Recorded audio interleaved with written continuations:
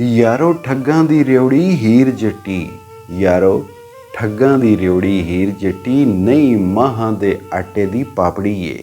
ਮਾਂ ਦੇ ਆਟੇ, ਮਾਂ ਜਿਸ ਨੂੰ ਮਾਸ਼ ਆਖਦੇ ਨੇ, ਮਾਂ ਦਾ ਆਟਾ ਨਰਮ ਜਿਹਾ ਹੁੰਦਾ ਹੈ। ਉਸ ਆਟੇ ਦੀ ਬਣੀ ਹੋਈ ਪਾਪੜੀ ਜਿਹੜੀ ਹੈ ਉਹ ਬੜੀ ਛੇਤੀ ਪਾਣੀ 'ਚ ਖੁਰ ਪੈਂਦੀ ਹੈ। ਅਤੇ ਠੱਗਾਂ ਦੀ ਰਿਉੜੀ, ਇਹ ਕਿਸੇ ਜ਼ਮਾਨੇ ਵਿੱਚ ਠੱਗ ਜਿਹੜੇ ਹੁੰਦੇ ਹਨ ਉਹਨਾਂ ਕੋਲ ਰਿਉੜੀਆਂ ਹੁੰਦੀਆਂ ਨਸ਼ਾਵਰ।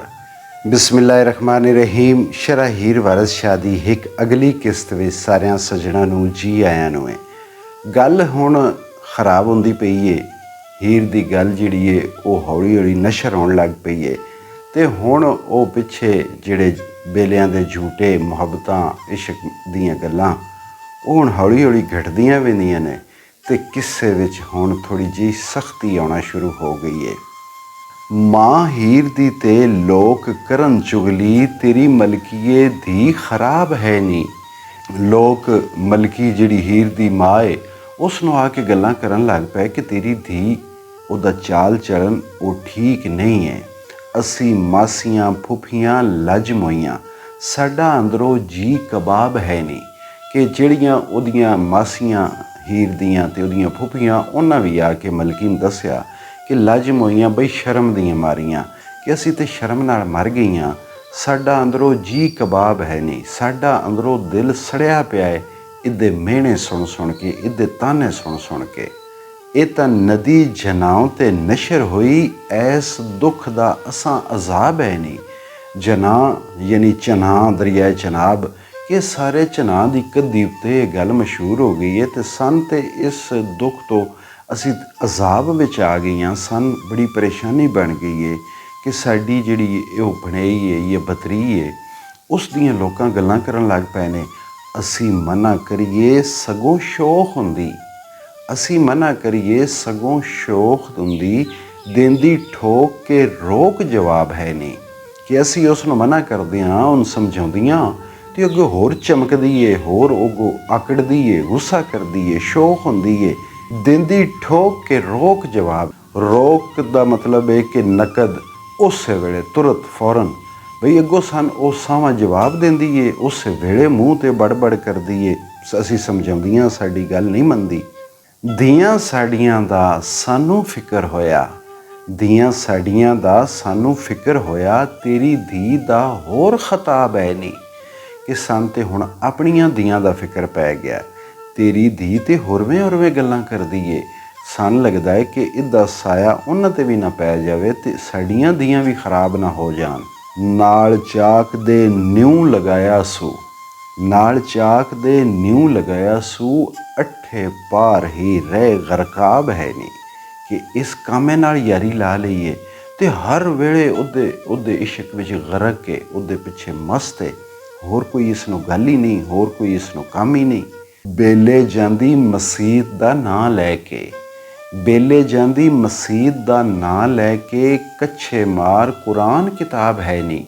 ਕਿ ਘਰੋਂ ਇਹ ਨਿਕਲਦੀ ਏ ਕੱਛ ਵਿੱਚ ਕੁਰਾਨ ਲੈ ਕੇ ਕਿ ਮੈਂ ਮਸਜਿਦ ਚੱਲੀ ਹਾਂ, ਮੈਂ ਮਸੀਤ 'ਤੇ ਪੜ੍ਹਨ ਚੱਲੀ ਹਾਂ। ਅਤੇ ਅੱਗੋਂ ਇਹ ਜਾਂਦੀ ਏ ਬੇਲੇ, ਲੋਕਾਂ ਭਾਣੇ ਮਸੀਤ ਦੇ ਵਿੱਚ ਪੜ੍ਹਦੀ, ਲੋਕਾਂ ਭਾਣੇ ਮਸੀਤ ਦੇ ਵਿੱਚ ਪੜ੍ਹਦੀ, ਉਹਦੇ ਸਬਕ ਦਾ ਔਖੜਾ ਬਾਬ ਹੈ ਨਹੀਂ।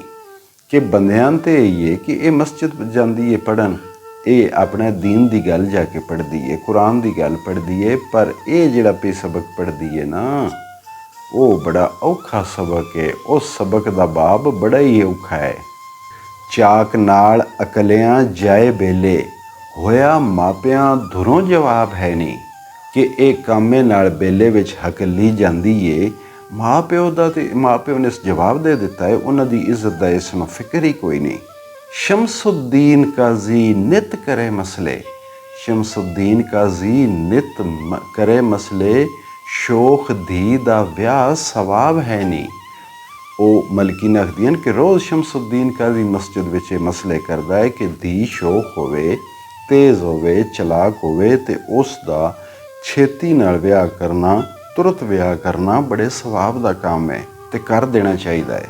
ਤੇਰੀ ਕੁੜੀ ਦਾ ਮਗਜ਼ ਹੈ ਬੇਗਮਾਂ ਦਾ, ਤੇਰੀ ਕੁੜੀ ਦਾ ਮਗਜ਼ ਹੈ ਬੇਗਮਾਂ ਦਾ, ਵੇਖੋ ਚਾਕ ਜਿਉਂ ਫਿਰੇ ਨਵਾਬ ਹੈ ਨਹੀਂ।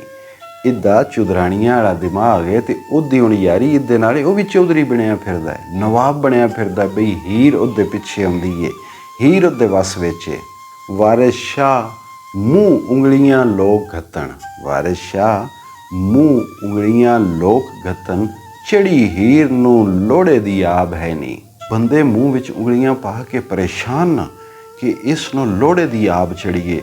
ਆਬ ਚੜ੍ਹਨ ਤੋਂ ਮੁਰਾਦ ਹੁੰਦਾ ਹੈ ਕਿ ਚਮਕਣਾ, ਹੁਸਨ ਰੋਸ਼ਨ ਹੋਣਾ, ਵਧੇਰਾ ਹੋਣਾ, ਤੇ ਲੋੜੇ ਦੀ ਗਜ਼ਬ ਦੀ, ਕਿ ਇਹਦੇ ਵਿੱਚ ਗਜ਼ਬ ਦੀ ਸ਼ੋਖੀ ਆ ਗਈ ਹੈ। ਇਸ ਹੀਰ ਵਿੱਚ ਇੰਜ ਗਜ਼ਬ ਦੀ ਸ਼ੋਖੀ ਆ ਗਈ ਹੈ ਕਿ ਸਾਰੇ ਬੰਦੇ ਇਸ ਤੋਂ ਪਰੇਸ਼ਾਨ, ਸਾਰੇ ਇਹ ਸੋਚਦੇ ਨੇ ਕਿ ਇਹਨ ਕੀ ਹੋ ਗਿਆ ਹੈ। ਹੁਣ ਕੇਦੋਂ ਵੀ ਉਸ ਨੂੰ ਵੀ ਮੌਕਾ ਮਿਲ ਗਿਆ, ਗੱਲ ਜਹਾਨ 'ਤੇ ਵੀ ਹੌਲੀ ਹੌਲੀ ਟੁਰਨ ਲੱਗ ਪਈ ਹੀਰ ਦੀ, ਕਿ ਹੀਰ ਜਿਹੜੀ ਏ ਉਹ ਚਾਕ ਨਾਲ ਯਾਰੀ ਲਾਈ ਫਿਰਦੀ ਏ। ਉਹਨੂੰ ਵੀ ਮੌਕਾ ਲੱਗ ਗਿਆ। ਪਹਿਲਾਂ ਤੇ ਹੀਰ ਦੀ ਮਾਂ ਮਲਕੀ ਉਸ ਦੀ ਕੋਈ ਗੱਲ ਤੇ ਕੰਨ ਹੀ ਨਹੀਂ ਧਰਦੀ। ਉਹ ਆਦੀ ਇਹ ਲੰਗਾ ਸ਼ੈਤਾਨ ਹੈ, ਇਹ ਸਾਡੀ ਧੀ 'ਤੇ ਇਲਜ਼ਾਮ ਲਾਉਂਦਾ ਹੈ, ਸਾਡੀ ਇੱਜ਼ਤ ਖਰਾਬ ਕਰਦਾ। ਤੇ ਹੁਣ ਉਸ ਜਿਸ ਵੇ ਬਾਕੀ ਲੋਕ ਵੀ ਗੱਲਾਂ ਕਰਨ ਲੱਗ ਪਏ, ਉਸ ਵੇ ਉਹਨੂੰ ਵੀ ਮੌਕਾ ਲੱਭ ਗਿਆ ਤੇ ਉਹ ਮਲਕੀ ਕੋਲ ਗਿਆ ਕਿ ਦੋ ਅੱਖ ਦਾ ਧੀ ਵਿਆਹ ਮਲਕੀ, ਕਿ ਦੋ ਅੱਖ ਦਾ ਧੀ ਵਿਆਹ ਮਲਕੀ, ਧਰੋਈ ਰੱਬ ਦੀ ਮੰਨ ਲੈ ਡਰੀਏ ਨਹੀਂ। ਉਹ ਆਖਦਾ ਹੈ ਕਿ ਮਲਕੀਏ ਆਪਣੀ ਧੀ ਦਾ ਵਿਆਹ ਕਰ, ਰੱਬ ਦੀ ਧਰੋਈ, ਬਈ ਰੱਬ ਦਾ ਵਾਸਤਾ ਮੰਨ ਲੈ, ਖੁਦਾ ਦਾ ਨਾਂ ਹੀ ਆਪਣੀ ਧੀ ਦਾ ਵਿਆਹ ਕਰ, ਨਹੀਂ ਤੇ ਇਹ ਬੇਇੱਜ਼ਤ ਕਰੋਸੀ। ਇਕੇ ਮਾਰ ਕੇ ਵੱਢ ਕੇ ਕਰੇ ਬੇਰੇ, ਇਕੇ ਮਾਰ ਕੇ ਵੱਢ ਕੇ ਕਰੇ ਬੇਰੇ, ਮੂੰਹ ਸਿਰ ਬਨ ਸੂ ਨਾਲ ਚੁਆਣੇ ਨਹੀਂ। ਕਿ ਕਿਦੋਂ ਨਾ ਦਬ ਜਾਂ ਤੇ ਇਹਦੇ ਵੱਢ ਕੇ ਤੇ ਇਹਦੇ ਟੋਟੇ ਕਰ, ਇਹਦਾ ਇਸ ਦਾ ਸਿਰ ਵੰਜਾ, ਤੇ ਜਾਂ ਇਹਦਾ ਮੂੰਹ ਸਿਰ ਬਨ ਨਾਲ ਚੁਆਣੇ ਨਹੀਂ। ਚੁਆਣੇ ਤੋਂ ਮੁਰਾਦ ਹੁੰਦਾ ਹੈ ਕਿ ਹਲ ਦਾ ਫਾੜਾ, ਕਿ ਹਲ ਦੇ ਫਾੜੇ ਨਾਲ ਇਹਦੀ ਕੁਟਾਈ ਕਰ, ਇਹਦਾ ਮੂੰਹ ਸਿਰ ਬਨ। ਵੇਖ ਧੀ ਦੇ ਲਾਡ ਕੀ ਦੰਦ ਕੱਢੇ, ਵੇਖ ਧੀ ਦੇ ਲਾਡ ਕੀ ਦੰਦ ਕੱਢੇ, ਅੰਤ ਜੁਰ ਸੇ ਰਨੇ ਕਜ਼ੈਣੇ ਨਹੀਂ। ਕਜ਼ੈਣੇ ਤੋਂ ਮੁਰਾਦ ਹੈ ਕਿ ਜਿਵੇਂ ਆਮ ਮਕੂਲਾਂ ਦਾ ਮਰ ਜਾਣੀ ਹੈ, ਜੁਰਨਾ ਪਛਤਾਉਣਾ, ਸ਼ਰਮਿੰਦਾ ਹੋਣਾ, ਪਸ਼ੇਮਾਨ ਹੋਣਾ। ਉਹ ਆਖਦਾ ਕਿ ਦੋਨੋਂ ਕਿ ਅੱਜ ਤੂੰ ਧੀ ਦੇ ਲਾਡ ਵੇਖ ਕੇ ਦੰਦ ਕੱਢਦੀ ਹੈ, ਹੱਸਦੀ ਹੈ। ਜੇ ਤੂੰ ਇੰਝ ਹੀ ਇਹਦੇ ਲਾਡਾਂ ਨੂੰ ਵੇਖ ਕੇ ਤੇ ਦੰਦ ਕੱਢਦੀ ਰਹੀ ਤੇ ਇੱਕ ਦਿਨ ਪਛਤਾਏਂਗੀ, ਮਰ ਜਾਵੇਂ ਇੱਕ ਦਿਨ ਤੂੰ ਜ਼ਰੂਰ ਪਛਤਾਏਂਗੀ ਕਿ ਮੈਨੂੰ ਉਸ ਵੇਲੇ ਸਮਝ ਕਰਨੀ ਚਾਹੀਦੀ ਹੈ, ਇਹਦੇ ਲਾਡਾਂ ਉੱਤੇ ਦੰਦ ਨਾ ਕੱਢਣੇ ਚਾਹੀਦੇ, ਮੈਨੂੰ ਸੋਚ ਸਮਝ ਨਾਲ ਉਸ ਦਾ ਕੋਈ ਹੱਲ ਕਰਨਾ ਚਾਹੀਦਾ। ਇਕੇ ਬਨ ਕੇ ਤੇ ਭੋਰੇ ਚਾਹ ਗਤੋ, ਇਕੇ ਬਨ ਕੇ ਤੇ ਭੋਰੇ ਚਾਹ ਗਤੋ, ਲਿੰਬ ਵਾਂਗ ਭੜੋਲੇ ਦੇ ਐਣੇ ਨਹੀਂ। ਕਿ ਉਹ ਆਦਾ ਭਈਆ ਜੇ ਇਸ ਨੂੰ ਤੂੰ ਇਹਦੇ ਟੋਟੇ ਨਹੀਂ ਵੀ ਕਰਨੇ, ਇਹਦਾ ਮੂੰਹ ਸਿਰ ਨਹੀਂ ਵੀ ਬਣਨਾ, ਤੇ ਇਸ ਨੂੰ ਬੰਨ ਕੇ ਭੋਰੇ 'ਚ ਪਾ ਦਿਓ। ਭੋਰਾ ਇਹ ਅਗਲੇ ਜ਼ਮਾਨਿਆਂ ਵਿੱਚ ਕਿਸੇ ਬੱਚੇ ਨੂੰ ਬਾਕੀ ਮਾਮਲਾਤ ਤੋਂ ਅਲੱਗ ਰੱਖਣੇ ਵਾਸਤੇ, ਦੁਨੀਆ ਦੇ ਉਸ ਸਾਰੇ ਰੌਲੇ ਰੱਪੇ ਤੋਂ ਵੱਖਰਾ ਰੱਖਣੇ ਵਾਸਤੇ ਇੱਕ ਗੜਾ ਖੋਦ ਕੇ ਜਾਂ ਉਂਝ ਇੱਕ ਖੁੱਡਾ ਜਿਹਾ ਬਣਾ ਕੇ ਤੇ ਉਸ ਵਿੱਚ ਦੂਜਿਆਂ ਤੋਂ ਵੱਖਰਾ ਰੱਖਦੇ ਹਨ। ਬਈ ਜਾਂ ਤਿੰਨ ਬੰਨ ਕੇ ਭੋਰੇ ਸੱਟ ਦਿਓ, ਉਹ ਜ਼ਮੀਨ ਵਿੱਚ ਗੜਾ ਖੱਟ ਕੇ ਤੇ ਉਹਦੇ ਵਿੱਚ ਸੱਟ ਦਿਓ। ਲਿੰਬ ਵਾਂਗ ਭੜੋਲੇ ਦੇ ਐਣੇ ਨਹੀਂ। ਭੜੋਲਾ ਹੁੰਦਾ ਹੈ ਜਿਹੜਾ ਗੱਲਾਦਾਨ ਹੁੰਦਾ, ਜਿਸ ਵਿੱਚ ਲੋਕ ਕਣਕ ਸਾਂਭਦੇ ਨੇ ਸਾਲ ਭਰ ਵਾਸਤੇ। ਪਹਿਲੇ ਭੜੋਲਾ ਮਿੱਟੀ ਦਾ ਹੁੰਦਾ ਸੀ ਤੇ ਉਸ ਦੇ ਥੱਲੇ ਇੱਕ ਗੋਲ ਜਿਹਾ ਮੂੰਹ ਹੁੰਦਾ, ਜਿੱਥੋਂ ਦਾਣੇ ਲੋੜ ਮੁਜਬ ਬਾਹਰ ਕੱਢਣੇ ਆਉਂਦੇ ਹਨ, ਕਿ ਜਿਤਨੀ ਲੋੜ ਹੋਈ ਉਸ ਸੁਰਾਖ ਵਿੱਚੋਂ ਦਾਣੇ ਬਾਹਰ ਕੱਢ ਲਏ, ਉਸ ਨੂੰ ਆਖਦੇ ਹਨ ਐਣ। ਤੇ ਉਸ ਵਿੱਚ ਜਿਸ ਵੇ ਗੱਲਾ ਪਾ ਕੇ ਇੱਕ ਵਾਰੀ ਉਸ ਨੂੰ ਭਰ ਦਿੰਦੇ ਹਨ ਤੇ ਉਸ ਜਿਹੜਾ ਉਹ ਗੋਲ ਸੁਰਾਖ ਹੁੰਦਾ ਸੀ, ਉਹ ਮੂੰਹ ਜਿਹੜਾ ਹੁੰਦਾ ਸੀ, ਉਸ ਨੂੰ ਲਿੰਬ ਛੱਡਦੇ ਹਨ, ਉਸ ਨੂੰ ਤੋਂ ਬਰਾਬਰ ਕਰ ਦਿੰਦੇ ਹਨ, ਉਹ ਐਨ ਲਿਮਿਆ ਪੈਂਦਾ ਏ। ਉਹਦੀਆਂ ਗੱਲਾਂ ਸੁਣ ਕੇ ਕੇਦੋ ਦੀਆਂ ਤੇ ਮਲਕੀ ਨੂੰ ਬੜਾ ਗੁੱਸਾ ਆਇਆ। ਗੁੱਸੇ ਨਾਲ ਮਲਕੀ ਤਪ ਲਾਲ ਹੋਈ, ਜਬ ਦੌੜ ਤੂੰ ਮਿੱਠੀਏ ਨੈਣੇ ਨਹੀਂ। ਕਿ ਉਸ ਦੀਆਂ ਉਹ ਤਾਨੇ ਮਿਹਣੇ ਕੇਦੋ ਦੇ ਸੁਣ ਕੇ ਮਲਕੀ ਨੂੰ ਬੜਾ ਗੁੱਸਾ ਆਇਆ ਤੇ ਉਸ ਮਿੱਠੀ ਨੈਣ ਨੂੰ ਬੁਲਾ ਕੇ ਉਹਨਾਂ ਕਿਹਾ ਜਲਦੀ ਕਰ, ਭੱਜ ਕੇ ਜਾ ਤੇ ਉਹ ਜਿੱਥੇ ਵੀ ਹੈ ਉਸ ਨੂੰ ਹੁਣ ਬੁਲਾ ਕੇ ਲੈ ਆ। ਸੱਦ ਲਿਆ ਤੂੰ ਹੀਰ ਨੂੰ ਢੂੰਡ ਕੇ ਤੇ, ਸੱਦ ਲਿਆ ਤੂੰ ਹੀਰ ਨੂੰ ਢੂੰਡ ਕੇ ਤੇ, ਤੈਨੂੰ ਮਾਂ ਬੁਲੇਂਦੀ ਏ ਡੈਣੇ ਨਹੀਂ। ਜਾ ਉਸ ਨੂੰ ਆਖ ਚੁੜੇਲੇ ਜਿੱਥੇ ਵੀ ਹੈ ਤੈਨੂੰ ਮਾਂ ਬੁਲਾਉਂਦੀ ਪਈ ਹੈ, ਇਸੇ ਵੇਲੇ ਘਰ ਆ। ਖੜ ਦੁੰਬੀਏ ਮੋਹਣੀਏ ਪਹਾੜੀਏ ਨੀ। ਖੜ ਦੁੰਬੀਏ ਮੋਹਣੀਏ ਪਹਾੜੀਏ ਨੀ, ਮੁਸ਼ਟੰਡੀਏ ਯਾਰ ਦੀਏ ਹੈਣੇ ਨੀ। ਖੜ ਦੁੰਬੀ ਤੋਂ ਮੁਰਾਦ ਹੈ ਨੀਲ ਗਾਏ। ਜੰਗਲੀ ਜਾਨਵਰ ਜਿਹੜਾ ਨੀਲ ਗਾਏ ਹੈ, ਉਹ ਮਾਦਾ ਨੀਲ ਗਾਏ ਦੀ ਜਿਹੜੀ ਪੂਛਲ ਹੁੰਦੀ ਹੈ, ਨਿੱਕੀ ਜਿਹੀ ਉਹਦੀ ਪੂਛਲ ਹੁੰਦੀ ਹੈ, ਅਤੇ ਹਰ ਵੇਲੇ ਚੁੱਕ ਕੇ ਰੱਖਦੀ ਹੈ, ਉਹ ਪੂਛਲ ਚਾਹ ਕੇ ਰੱਖਦੀ ਹੈ। ਦੂਜਿਆਂ ਲਫ਼ਜ਼ਾਂ ਵਿੱਚ ਖੜ ਦੁੰਬੀ ਦਾ ਮਤਲਬ ਇਹ ਹੁੰਦਾ ਹੈ ਕਿ ਜਿਹੜੀ ਸ਼ਹਾਵਤ ਨਾਲ ਲਬਰੇਜ਼ ਹੋਵੇ, ਸ਼ਹਾਵਤੀ ਕਿਸਮ ਦੀ ਜਿਹੜੀ ਜ਼ਨਾਨੀ ਹੁੰਦੀ ਹੈ, ਉਸ ਨੂੰ ਉਹ ਖੜ ਦੁੰਬੀ ਨਾਲ ਤਸ਼ਬੀਹ ਦਿੰਦੇ ਨੇ। ਮੋਹਣੀ ਕਿ ਮਨ ਮੋਹਣੀ, ਜਿਵੇਂ ਕਿਸੇ ਨੂੰ ਮੋਹ ਲੈਣ ਵਾਲੀ ਹੈ, ਕਿਸੇ ਨੂੰ ਲੁੱਟ ਲੈਣ ਵਾਲੀ ਸ਼ਕਲ ਜਿਸ ਦੀ ਹੁੰਦੀ ਹੈ। ਪਾੜੀਏ, ਪਾੜਾ ਇੱਕ ਚੀਤੇ ਵਰਗਾ ਜੰਗਲੀ ਜਾਨਵਰ ਹੁੰਦਾ ਹੈ, ਅਤੇ ਉਹ ਪਾੜੇ ਦੀ ਜਿਹੜੀ ਮਾਦਾ ਹੁੰਦੀ ਹੈ ਉਸ ਨੂੰ ਪਾੜੀ ਆਖਦੇ ਨੇ। ਮੁਸ਼ਟੰਡੀ ਚੰਗੀ ਮੋਟੀ ਤਾਜ਼ੀ ਪਲੀ ਹੋਈ। ਯਾਰ ਦੀ ਇਹ ਹਾਇਣੇ ਨਹੀਂ, ਹਾਇਣੇ ਤੋਂ ਮੁਰਾਦ ਉਹਦੀ ਹਮ ਉਮਰ, ਉਹਦੀ ਹਾਣੀ, ਉਹਦੇ ਬਰਾਬਰ ਦੀ। ਖੜ ਦੁੰਬੀਏ ਮੋਹਣੀਏ ਪਹਾੜੀਏ ਨੀ, ਮੁਸ਼ਟੰਡੀਏ ਯਾਰ ਦੀਏ ਹੈਣੇ ਨੀ। ਵਾਰਸ ਸ਼ਾਹ ਵਾਂਗੂ ਕਿਤੇ ਡੁੱਬ ਮੋਈਓ, ਘਰ ਆ ਸਿਆਪੇ ਦੀਏ ਨੈਣੇ ਨੀ। ਕਿ ਉਹ ਗੁੱਸੇ ਵਿੱਚ ਆਦੀ ਹੈ ਕਿ ਕਿਤੇ ਵਾਰਸ ਸ਼ਾਹ ਤੇ ਡੁੱਬ ਕੇ ਮਰ ਤੇ ਨਹੀਂ ਗਈ। ਘਰ ਆ ਸਿਆਪੇ ਦੀਏ ਨੈਣੇ ਨੀ। ਸਿਆਪਾ ਹੁੰਦਾ ਹੈ ਕਿ ਮੌਤ ਹੋ ਜਾਣਾ। ਸਿਆਪੇ ਦੀ ਨੈਣ ਉਹ ਹੁੰਦੀ ਹੈ ਕਿ ਪਿੰਡ ਵਿੱਚ ਜਿਸ ਘਰ ਮਰਨਾ ਹੋ ਜਾਵੇ ਤੇ ਉਹ ਜਿਹੜੀ ਨੈਣ ਹੁੰਦੀ ਹੈ, ਨਾਈਆਂ ਦੀ ਔਰਤ ਜਿਹੜੀ ਹੁੰਦੀ, ਉਹ ਢੇਰ ਦਿਨ ਜਦੋਂ ਤੱਕ ਉਹਨਾਂ ਦੇ ਘਰ ਮਹਿਮਾਨ ਹੁੰਦੇ ਰਹਿੰਦੇ ਨੇ, ਉਹ ਉੱਥੇ ਹੀ ਰਹਿੰਦੀ ਏ, ਉਸ ਮਰਨੇ ਵਾਲੇ ਘਰ, ਫੋਤਗੀ ਵਾਲੇ ਘਰ ਹੀ ਰਹਿੰਦੀ ਏ। ਕਿ ਜਿਹੜੇ ਪੁਰਾਣੇ ਹੁੰਦੇ ਨੇ ਉਹਨਾਂ ਦੀ ਉਹ ਰੋਟੀ ਪਾਣੀ ਦਾ ਇੰਤਜ਼ਾਮ ਕਰਦੀ ਏ, ਅਤੇ ਉਸ ਘਰੋਂ ਘੱਟ ਹੀ ਲੱਭਦੀ ਏ। ਉਹਦੇ ਨਾਲ ਤਸ਼ਬੀਹ ਦੇ ਕੇ ਉਹ ਮਲਕੀ ਆਖ ਰਹੀ ਹੈ ਕਿ ਘਰ ਆ ਸਿਆਪੇ ਦੀ ਇਹ ਨੈਣੇ ਨਹੀਂ। ਸਿਆਪੇ ਦੀ ਨੈਣ ਤੋਂ ਮੁਰਾਦ ਹੈ ਕਿ ਜਿਹੜੀ ਕਦੀ ਵੀ ਘਰੋਂ ਨਹੀਂ ਲੱਭਦੀ, ਹਰ ਵੇਲੇ ਕਿਸੇ ਦੇ ਕੰਮ ਕਾਰ ਵਿੱਚ ਜਾ ਕੇ ਰੁੱਝੀ ਰਹਿੰਦੀ ਏ। ਇਹ ਸਾਰੀ ਕਹਾਣੀ ਚੱਲਦੀ ਪਈ ਹੈ ਕਿ ਦੋ ਆ ਕੇ ਮਲਕੀ ਨੂੰ ਤਾਨੇ ਮਿਹਣੇ ਮਾਰਦਾ ਪਿਆ, ਅਤੇ ਇੱਥੇ ਹੁਣ ਸ਼ਾਇਰ ਆਪਣੀ ਤਰਫੋਂ ਇੱਕ ਗੱਲ ਲਿਖਦਾ ਹੈ।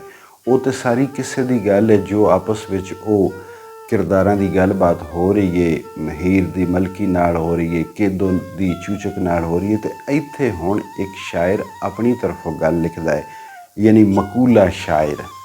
ਆਮ ਗੱਲ ਜਹਾਨ 'ਤੇ ਨਸ਼ਰ ਹੋਈ, ਆਮ ਗੱਲ ਜਹਾਨ 'ਤੇ ਨਸ਼ਰ ਹੋਈ, ਹੀਰ ਰਾਂਝੇ ਦੇ ਨਾਲ ਵੰਜਾਪੜੀ ਏ।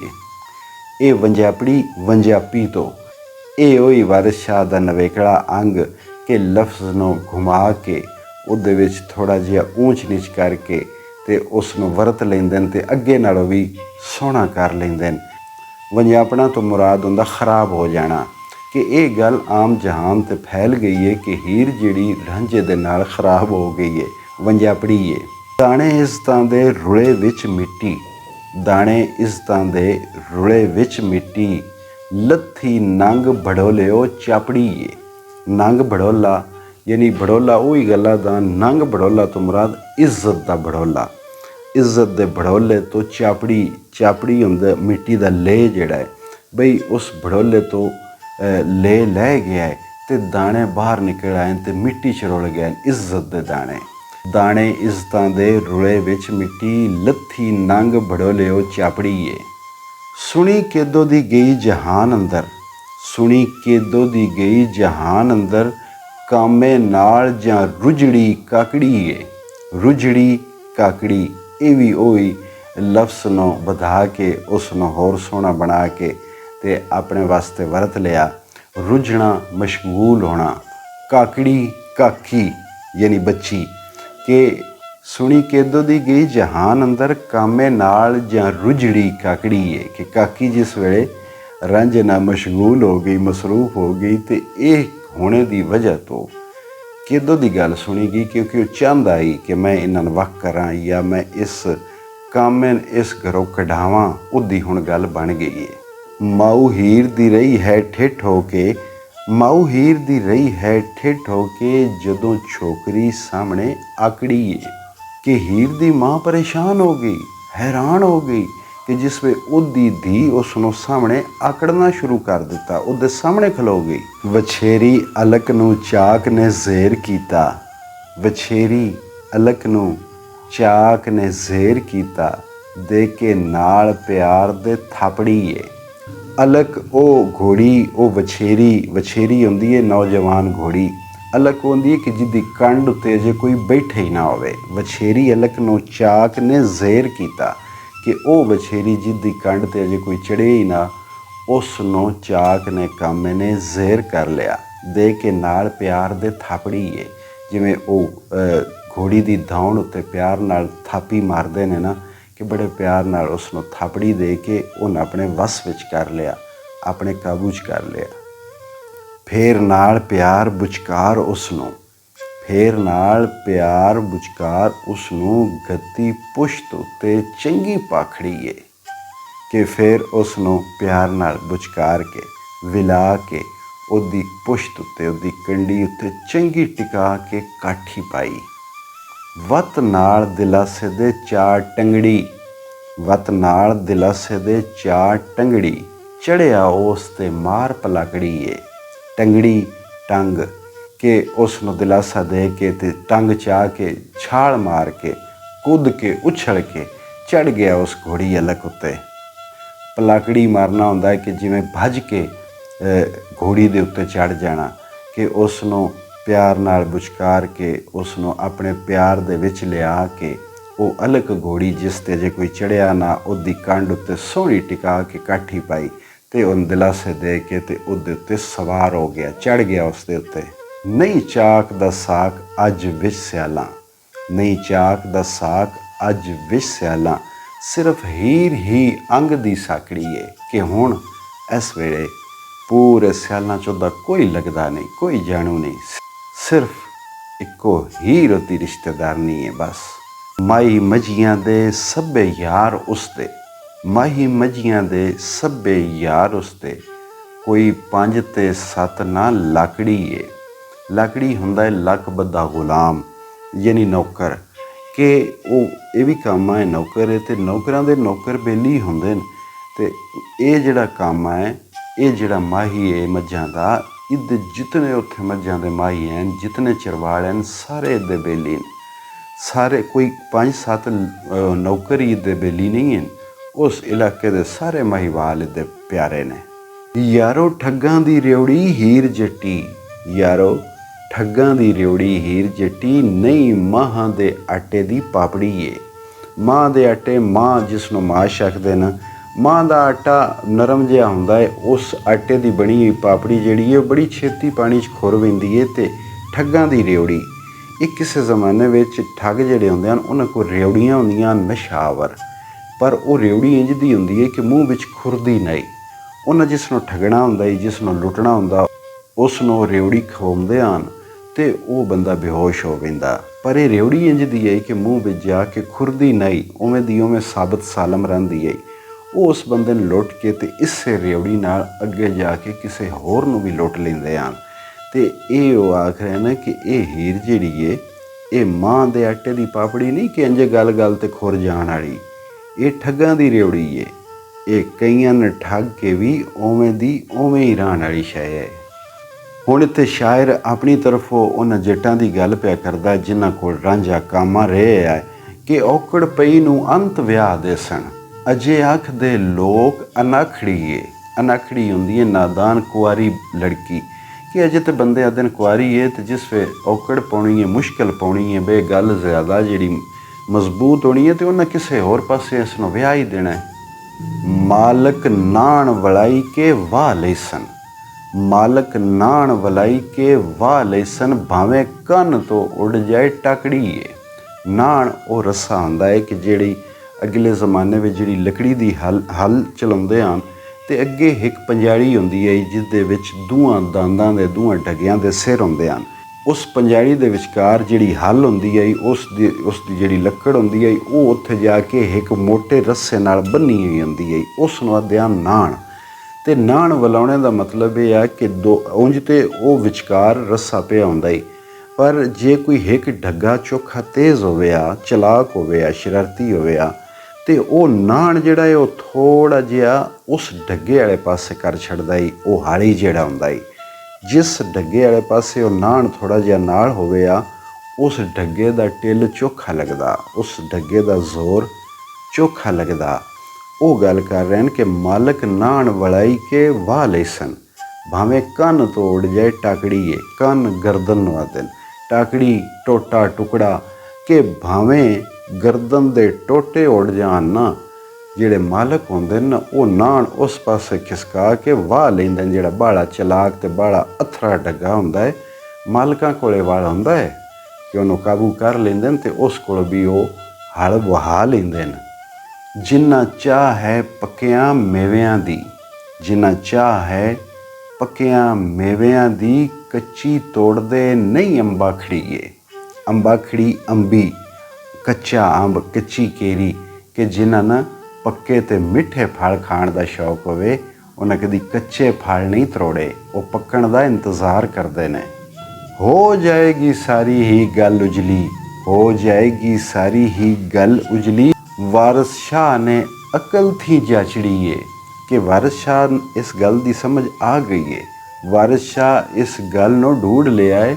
ਕੁਝ ਦਿਨਾਂ ਵਿੱਚ, ਥੋੜ੍ਹੇ ਵਕਤ ਵਿੱਚ ਇਹ ਸਾਰੀ ਗੱਲ ਉਜਲੀ ਹੋ ਜਾਏਗੀ, ਯਾਨੀ ਸਾਫ਼ ਹੋ ਜਾਏਗੀ, ਸਾਹਮਣੇ ਆ ਜਾਏਗੀ। ਸਾਰੀਆਂ ਪਰੇਸ਼ਾਨੀਆਂ ਦੂਰ ਹੋ ਜਾਣਗੀਆਂ, ਗੱਲ ਸਾਰੀ ਖੁੱਲ੍ਹ ਜਾਏਗੀ। ਵਾਰਿਸ ਸ਼ਾਹ ਇਸ ਦਾ ਸਿਰਾ ਢੂੰਢ ਲਿਆ ਹੋਇਆ ਹੈ। ਜਿਉਂਦੇ ਰਹੋ, ਵਸਦੇ ਰਹੋ, ਸਲਾਮਤ ਰਹੋ। ਇਜਾਜ਼ਤ ਦਿਓ। ਰੱਬ ਰਾਖਾ।